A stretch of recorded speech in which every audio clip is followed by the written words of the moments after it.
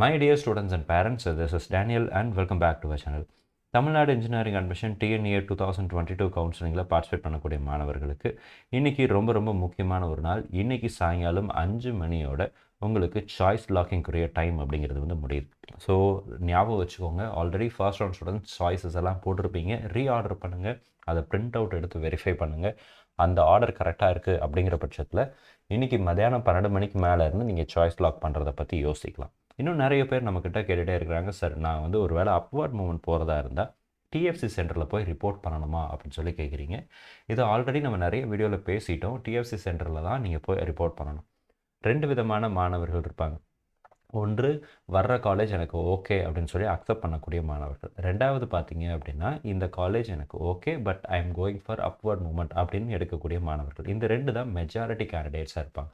ஒரு சிலர் might be இந்த கவுன்சிலிங்லேருந்து வெளியே போகிறத பற்றியோ, இல்லைனா சாய்ஸஸ் கரெக்டாக கொடுக்காம இருந்தால் நான் வந்து இந்த அடுத்த ரவுண்டில் நான் பார்ட்டிசிபேட் பண்ணிக்கிறேன் அப்படின்னு கொடுக்கக்கூடிய மாணவர்களாக ரொம்ப கம்மியான பர்சன்டேஜில் தான் இப்படிப்பட்ட மாணவர்கள் இருப்பாங்க. ஸோ மெஜாரிட்டி இந்த 2 கேட்டகரி தான். ஒன்று, காலேஜ் அக்செப்ட் பண்ணிவிட்டு அந்த காலேஜில் போய் ஜாயின் பண்ணுறது. ரெண்டாவது, எனக்கு அந்த college okay but I am going for upward movement, அதில் ஏதாவது பெட்டர் காலேஜஸ் கிடச்சுன்னா அதில் ஜாயின் பண்ணிக்கிறேன் அப்படின்னு சொல்கிறேன். இந்த 2 ஆப்ஷன் தான் பெரும்பாலான மாணவர்கள் கொடுப்பாங்க.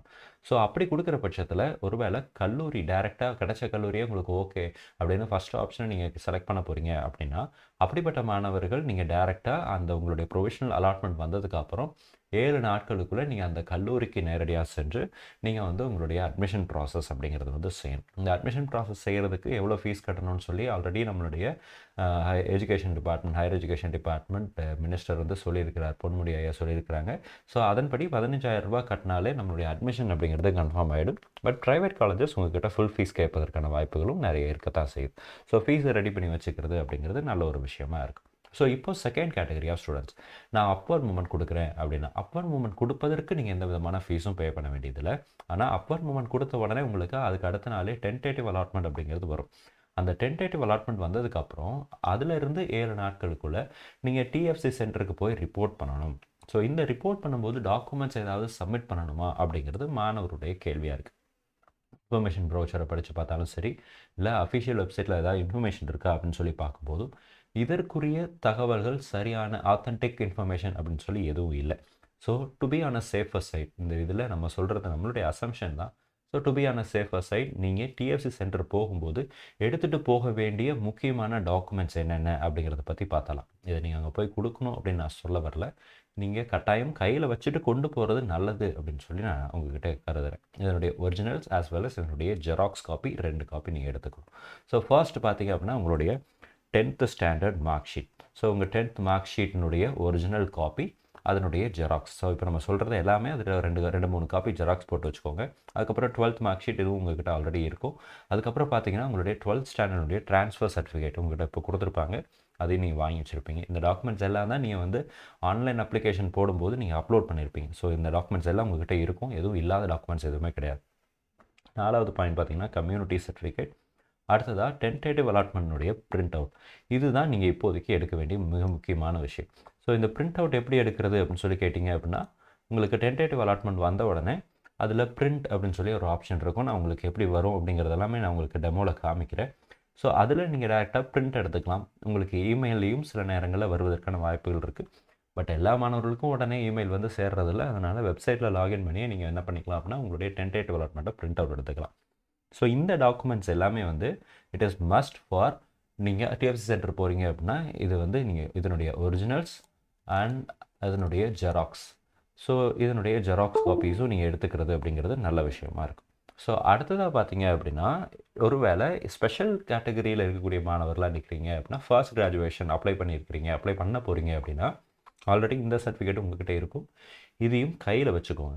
செகண்ட் பார்த்தீங்கன்னா income certificate for SC, SCA, ST category students and scholarship apply பண்ணுற ஸ்டூடெண்ட்ஸ், அப்ளை பண்ண போகிற ஸ்டூடெண்ட்ஸ், இவங்க எல்லாம் நீங்கள் ஆல்ரெடி நீங்கள் TNEA அப்ளிகேஷன் போடும்போது என்னெல்லாம் கொடுத்துருந்தீங்களோ, ஃபர்ஸ்ட் கிராஜுவேஷன் எலிஜிபிள்னு சொல்லி எஸ்ன்னு கொடுத்துருந்தீங்களா, ஸ்காலர்ஷிப்புக்கு எஸ் கொடுத்துருந்தீங்களா, அதெல்லாம் பார்த்துட்டு அதுக்கு தகுந்த மாதிரி உங்கள்கிட்ட இந்த டாக்குமெண்ட்ஸ் இருந்துச்சு அப்படின்னா இதையும் நீங்கள் வந்து என்ன பண்ணிக்கலாம் அப்படின்னா எடுத்துகிட்டு போய்க்கலாம். ஸோ இந்த 2 டாக்குமெண்ட்டும் only for the respective candidates, அதாவது இந்த இதுக்கு தகுதியான மாணவர்கள் மட்டும் இதை எடுத்துக்கிட்டால் போதும். காமனாக நீங்கள் பார்க்கும்போது இந்த டாக்குமெண்ட்ஸ் எல்லாத்தையும் நீங்கள் வந்து ஒரிஜினல்ஸ் ப்ளஸ் ஜெராக்ஸ் 2-3 காப்பி எடுத்து வச்சுக்கோங்க.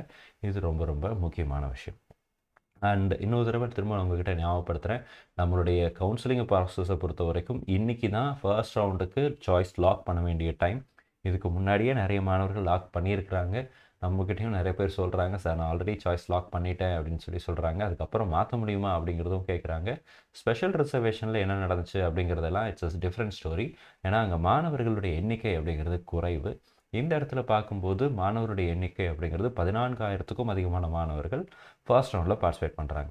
ஸோ இத்தனை மாணவர்களையும் நம்ம வந்து டிஎன்இஏ ஒவ்வொரு தடவை டிஎஃப்சி சென்டருக்கு போய் எனக்கு அன்லாக் பண்ணுங்கன்னு சொன்னால் அப்படி பண்ண மாட்டாங்க. இதுக்கு முன்னாடி வருடங்களையும் அப்படி பண்ணதில்லை. அதனால தான் நம்ம நிறைய வீடியோஸில் கண்டினியூஸாக சொல்கிறோம், கடைசி நாளில் லாக் பண்ணுங்கள்.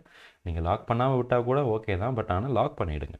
நீங்கள் 4 வருஷம் படிக்க போகிறீங்க, ஒரு 4 நாள் செலவு பண்ணி அந்த கல்லூரிக்கு போய் பாருங்கள். நம்ம நிறைய வீடியோவில் சொல்லிகிட்டே இருக்கிறோம். அதே மாதிரி இன்னும் கொஞ்சம் நேரம் ஸ்பெண்ட் பண்ணிங்க அப்படின்னா இந்த சாய்ஸ் ஃபில்லிங் பண்ணிவிட்டு சாய்ஸ் லாக் பண்ணுறதுக்கும் உங்களுக்கு தேவையான நேரம் இருக்கும். சார் நான் அப்போது நிறைய பேர் நம்மக்கிட்ட, சார் சாய்ஸ் ஃபில்லிங் எல்லாம் நான் லேப்டாப்லேயே பண்ணிட்டேன், சாய்ஸ் லாக் பண்ணுறது மொபைலில் பண்ணிக்கலாமா அப்படின்னு சொல்லி கேட்குறீங்க. பண்ணிக்கலாம், தாராளமாக பண்ணிக்கலாம், அதில் எந்த தவறும் கிடையாது. ஆனால் உங்களுடைய பிரிண்ட் அவுட்டை செக் பண்ணிக்கோங்க. நீங்கள் லாகின் பண்ணிவிட்டு உங்களுடைய அந்த சாய்ஸஸ்னுடைய ஸ்க்ரீனை எதுவும் சேஞ்ச் பண்ணாமல், அதை ரீஆர்டர் பண்ணாமல், இல்லைனா அதில் டச் பண்ணாமல் டேரெக்டாக லாக் மை சாய்ஸஸ் மட்டும் போகிறீங்க அப்படின்னா மொபைலில் பண்ணுறது கூட that is okay. But choice filling and reordering never do it on mobile ஃபோனில் இந்த 2 விஷயத்தை கண்டிப்பாக பண்ணாதீங்க. It will lead into mistake. அதில் நிறைய பேர் மிஸ்டேக் பண்ணியிருக்கிறாங்க, தவறு செய்த, இதனால் பாதிக்கப்பட்ட நிறைய பேரண்ட்ஸையும் நிறைய மாணவர்களையும் நம்ம டேரெக்டாக பார்த்துருக்குறோம். ஸோ அதனால் திரும்பவும் இந்த இடத்துல சொல்கிறேன், உங்களுடைய சாய்ஸ் ஃபில்லிங்கை கரெக்டாக பண்ணுங்கள். அந்த ஆர்டர் கரெக்டாக இருக்கா அப்படிங்கிறத செக் பண்ணிக்கோங்க. நீங்கள் கொடுத்த ஆர்டரில் தான் சிஸ்டம் வந்து அலாட் பண்ணோம்.